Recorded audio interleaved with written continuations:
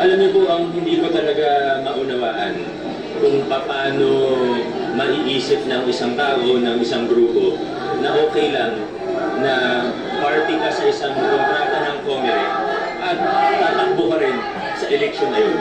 Hindi ko talaga maunawaan kung paano naiisip ng ibang tao na okay lang yun. It is not okay. It is not just about passing, but it is about the integrity of our national and local elections. Ngayon, kung mag-pull out sila na hindi ko naman alam yung detalye nun, we should still be careful. We should still be cautious. We should still be alert. Kasi kasama sila mula umpisa eh.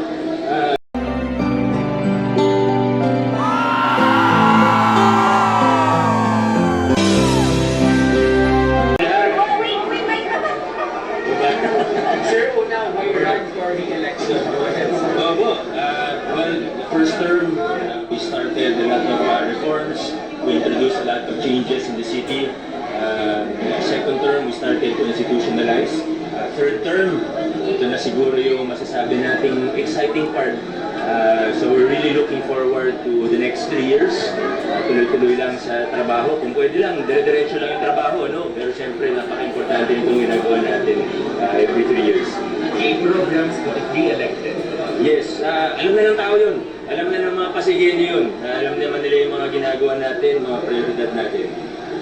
Sir, you expressed concern over the involvement of a construction company in Giro Systems. They pulled out already. Are you already happy with that development or are you still worried of something else? Alam niyo po, ang hindi ko talaga maunawaan kung paano maiisip ng isang tao, ng isang grupo, na okay lang na party ka sa isang kontrata ng Comelec at tatakbo ka rin sa eleksyon na yun.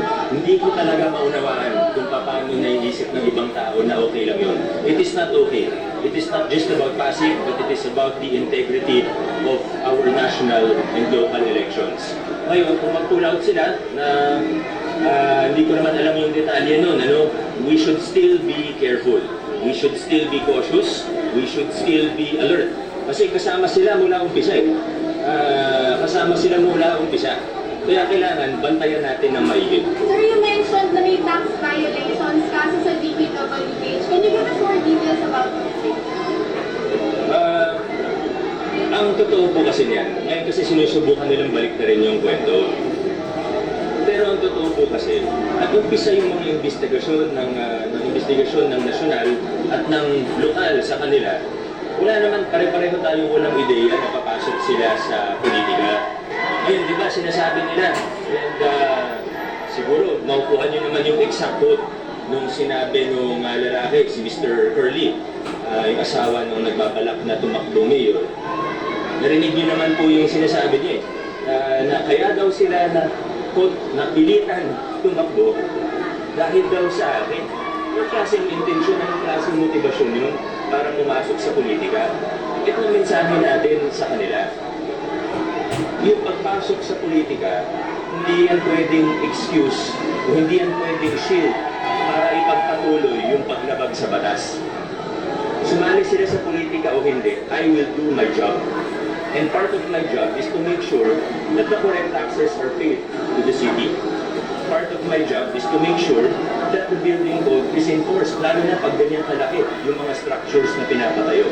So, hindi ito personalan. Wala pong personalan ito. In fact, again, I have to emphasize, una, yung investigasyon sa kanila bago yung pagpasok nila sa politika. And I think his quotes, even yesterday, his quotes will confirm that what I am saying is true. Sabi niya, sir, hindi daw sila connected sa CCTV. Yung sinasabi nila na hindi sila connected sa CCTV ay malinaw na kasinungalingan. We have overwhelming evidence that connects them. Their office address is the same. Pwede ko ipakita sa inyo. Ang office address ng St. Timothy ay St. Gerard Construction Building. Yun yung nasa business permit nila. Sa business permit nila, may picture ng St. Gerard. Ito po, yung presidente po nila. We acquired a copy of their, I have dito, pero po is July of their GIS with the Securities and Exchange Exchange Commission will set.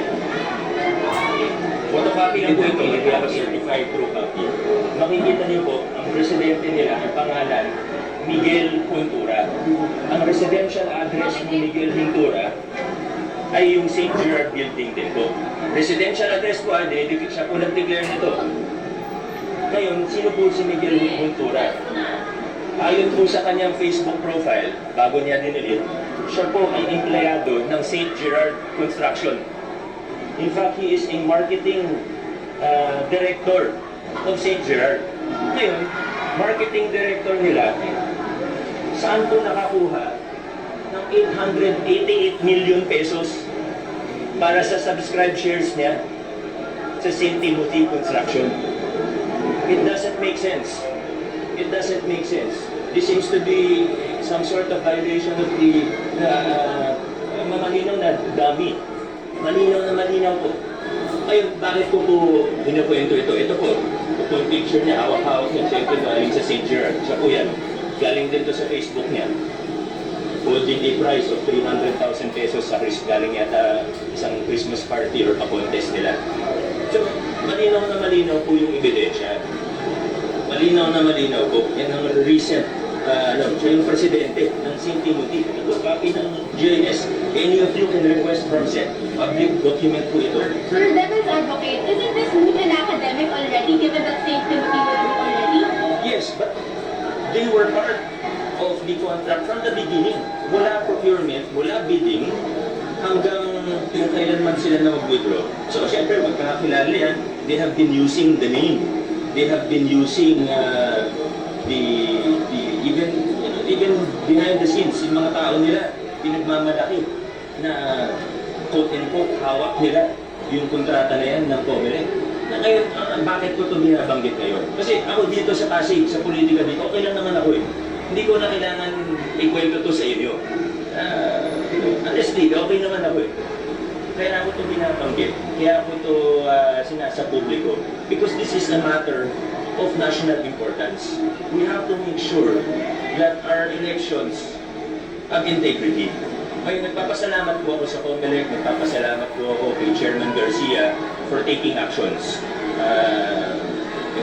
Hindi naman gagawa ng kwento si Chairman tungkol sa isang random construction company, di ba?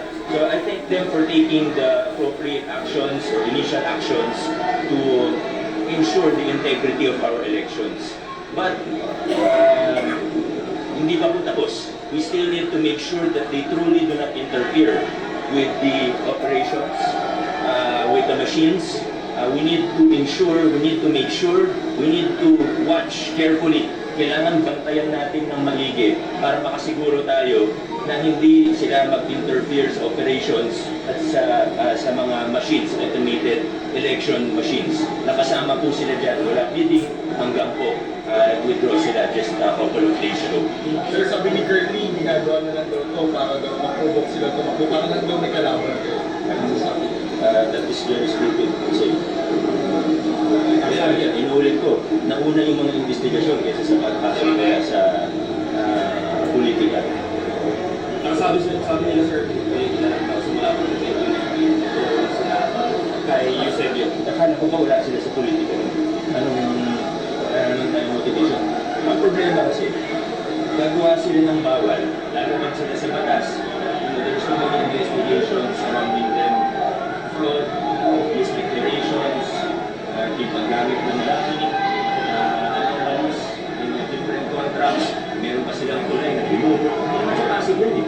So, ibig sabihin ako yung politika ko sila, hindi lang naman sa possible problema nila. Hindi lang sa possible problema nila. I have to do my job. Sino man ang kalaban, ano man ang politika, hindi pwede na porket sumali sa politika ay absuelto na. Hindi pwede na porket sumali sa politika ay kakalimutan na lang ang masamang ginawa o paglabag sa batas. The investigations have to continue. Politics aside, investigations have to continue and the appropriate cases have to be filed. So kahit anong mangyari sa May 2025, tuloy lang yan. Sir, how many cases has the city administration filed against it? Well, right now, we have only 5 cases with regard to their building code violations. But investigations, medyo komplikado po yan, but we will continue. We will coordinate national government agencies involved. We will continue to do our investigation for due diligence.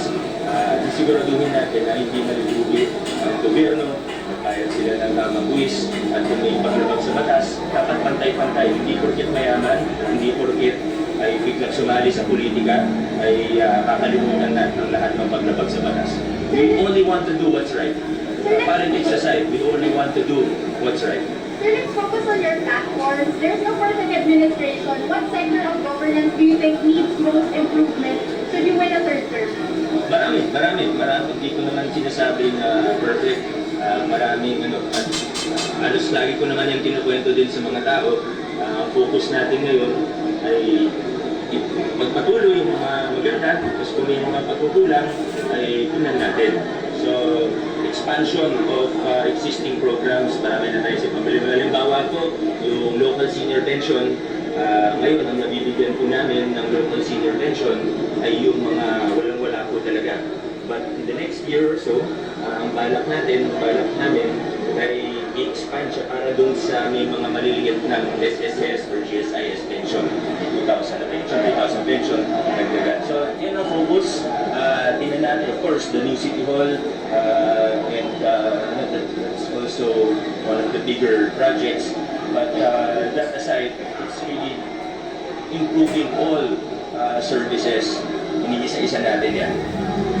Sir, sabi naman nila na parang gusto nila tumulong dito sa Kasi meron pinaka-coordinator po maayos po yung procurement process natin, yung sila yung namumulitika. Sila namumulitika nila yung situation. Maayos yung project, maayos yung procurement. Bakit naman ako maniniwala sa sinasabi nila? Yung mga pinapagawa nila sa lungsod ng Pasig pala, puro substandard, ang daming mali. Galing ako sa Santa Lucia ng isang araw, meron silang project na declared as completed, pero ang pangit ng luwa. I can show pictures of that later. Meron silang, hindi ba sa kanila yung tulay sa Laguna na gumuho? Alam magtitiwala sa ganun, alam magtitiwala sa advice ng ganung klaseng contractor na kinalaki na naman. But again, hindi ito para siraan sila, di ba? Ang punto ko dito, kahit mahirap, kahit hindi conveniente, pwede namang magpikit mata na lang ako, pwede akong magbulag-bulagan, pero pag may nakikita akong paglabag sa batas, pag may nakikita akong kita na we only want to do what is right. Yun lang po.